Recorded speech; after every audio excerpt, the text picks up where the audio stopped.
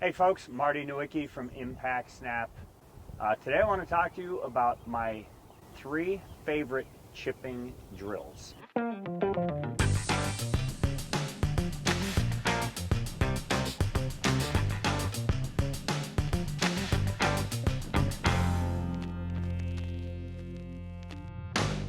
So basic setup for chipping, I like the ball a little bit forward. That way the club doesn't go into the ground at too sharp of an angle. Want the ball a little bit forward. I'll swivel the toes and I'll just lean my center of gravity a little bit forward. I can take my trail hand, touch the outside of my lead knee, place the club behind, and now isolate the wrist. And now I've got a nice little chip shot heading toward the target. One of the ways that we like to use the Impact Snap is you take the red lettering, turn it a quarter turn toward the target, lock it onto your arm, and that's really the feel that you want to have for what I call basic chipping or basic pitching. Second way of practicing that would be to take a pitching wedge, 9-iron, gap wedge, whatever you like to chip with, take a head cover and simply roll it up and wedge it right under your wrist. That's going to then isolate the wrist so that there's not a lot of extra flipping or rolling or twisting going on. So that would be drill number 1, is to really isolate the wrist. The next game that I like to play is, okay, if I've got 5 balls here, how many of them can I get up and down going for this target?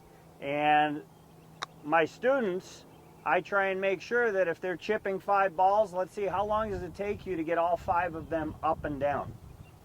Okay, so my last drill, this is really to gauge distance control. I'm in a situation where I've got to fly the ball. If I fly it onto the green, I've got to fly it about 12, 14 feet.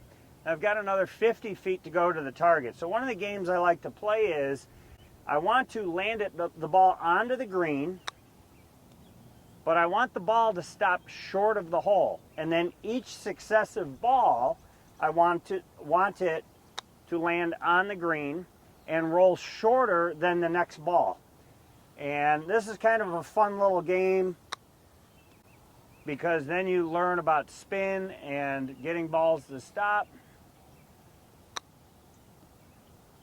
And every ball now I can adjust a little bit of the loft of the club to add a little softness to the shot. So I'll turn the club face a little bit open, adding a little bit of loft. And again, I'm trying to get each ball successively a little bit shorter.